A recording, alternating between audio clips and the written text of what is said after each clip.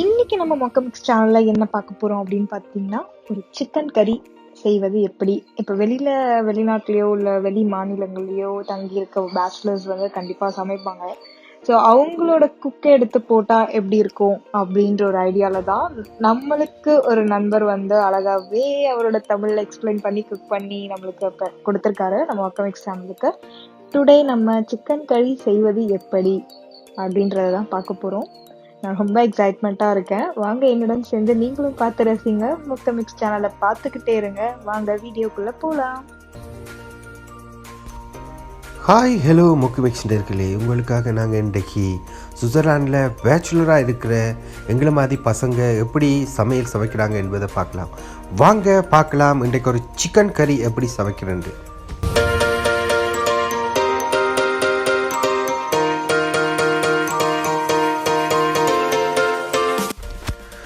Hi நேர்களே, நாங்கள் பார்க்க போனோம்னு சொன்னால் நான் எல்லா மரக்கறின்னு சொல்ல போனால் வெங்காயம், உள்ளி, வெள்ளைப்பூடத்தான் நான் உள்ளி என்று சொல்லுவோம்.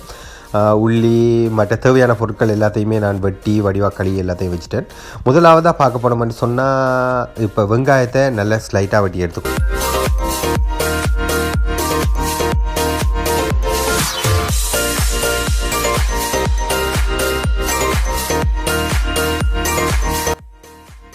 அடுத்ததாக என்னென்னு சொன்னால் நாங்கள் வந்து இந்த வெள்ளைப்பூடு அதாவது உள்ளி நாங்கள் ஸ்லைட்டாக நல்லா சின்ன வட்டி எடுத்துக்கொள்கிறோம். என்ன காரணம்னு சொன்னால் இங்கே நாங்கள் பேச்சுலராக இருக்கிறவங்கள்ட்ட இந்த அம்மியோ பிளண்டரோ எதுவுமே இல்லை. நாங்கள் அவசரத்துக்கு சமைக்கிறதுனாடி இப்படி சின்ன வட்டியே போட்டுக்கொள்வோம் எங்களோட சமையலுக்கு.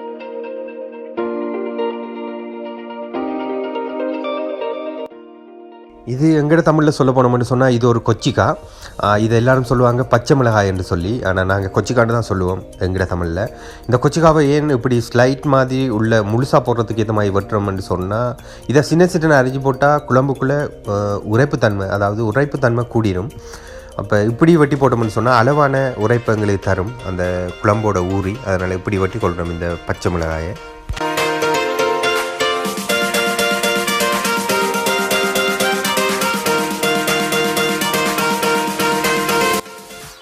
அடுத்ததாக நாங்கள் இந்த தக்காளி எடுத்து என்ன செய்யணும்னா, ஆகையும் கனிஞ்சு தக்காளி போட்டால் குழம்புக்கு டேஸ்ட்டாக இருக்காது. அதனால் இங்கே விற்கிற எல்லா தக்காளியுமே என்ன சொல்கிறது, ஒரு இளம் பருவத்தில் இருக்கும்.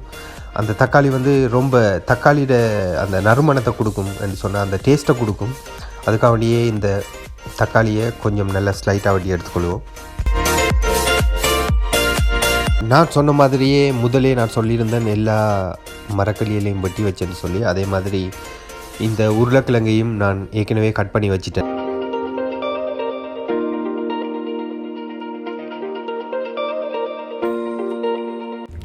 இதில் இருக்கிற இறைச்சி துண்டுகளாக வெட்டி வச்சுருக்கிறேன். இது வந்து சிக்கனை ஏன் துண்டாக வெட்டி வச்சுருக்கோம்னு சொன்னால், ஏன்டா அந்த சிக்கனில் நல்லா டேஸ்ட் வர்றதுக்காக வேண்டி சிக்கனை நல்லா துண்டாக வெட்டி வச்சுருக்கிறோம்.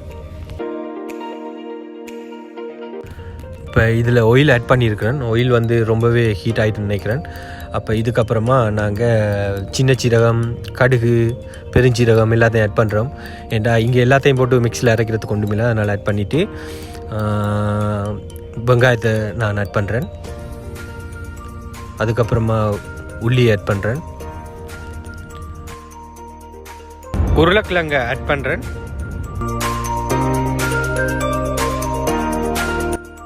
வதங்கி வர நேரம் அதுக்குள்ளே நாங்கள் அந்த ஸ்லைட்டாக வட்டி இருக்கிற தக்காளி ஆட் பண்ணுறோம். என்னென்னு சொன்னால் தக்காளியை ஆட் பண்ணால் தான் அதோட ஸ்மெல் வந்து ரொம்ப நல்லா இருக்கும்.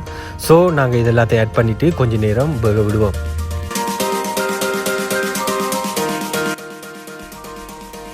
இப்போ இது வதங்கிட்டேன்னு நினைக்கிறேன். ஏன்னா இது ஒரு நல்ல கலரில் தெரியுது. இப்போ அடுத்ததாக என்னென்னு சொன்னால் நாங்கள் எந்த ஒரு மசாலாவுமே சேர்க்குறல. ஏன்னா பேசிக்காக சமையல் என்றாலே எல்லாருமே எல்லா மசாலாவுமே போடுவாங்க. ஆனால் நான் இந்த கறியில் நான் எந்த ஒரு மசாலாவும் போடலை. வெறும் வெள்ளைப்பூடு, கொச்சிக்காய், வெள்ளைப்பூடுன்னு சொல்கிறது உள்ளி, மிளகாய், வெங்காயம், உருளைக்கிழங்கு, தக்காளி இவ்வளவு போட்டு வெறும் அடுத்ததாக மிளகாய்த்தூள், இங்கே யூஸ் பண்ணக்கூடிய மிளகாய்த்தூள் அது மட்டும்தான் சேர்க்குறேன். அதை ஆட் பண்ணிவிட்டு அதுக்கப்புறமா சிக்கனை உள்ளே போடுங்க. சிக்கனை போட்டு நல்லா கிண்டி விடுங்க.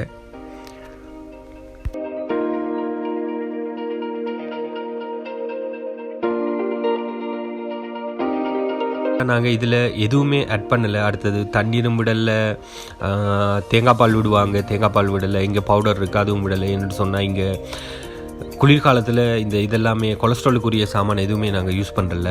என்று சொன்னால் டக்கண்டு கறி கட்டி ஆயிரும் ரெண்டதுக்காக வேண்டி நாங்கள் அந்த இறைச்சியில் இருக்கிற தண்ணியிலேயே இந்த கறியை ஆக்கி வேக விட்டதுக்கப்புறம் நீங்களே பாருங்கள் எவ்வளவு சுவையாக இருக்கும்னு. இப்போ கொஞ்ச நேரத்துக்கு இதை மூடி வைக்கிறேன்.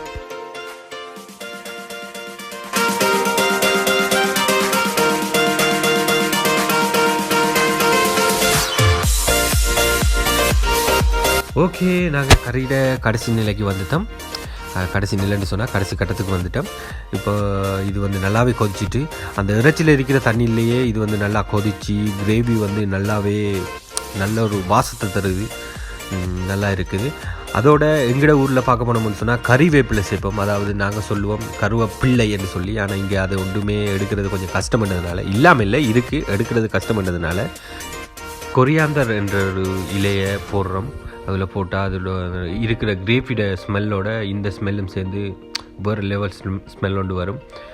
ஓகே, வாங்க ருசிச்சு பார்க்கலாம். இதை மாதிரி எங்களை மாதிரி இருக்கிற பேச்சுலர் பசங்க இப்படியான நார்மல் கறிகளை சமைச்சு சாப்பிட்டீங்கன்னு சொன்னால் இன்னும் டேஸ்ட்டாக இருக்கும்.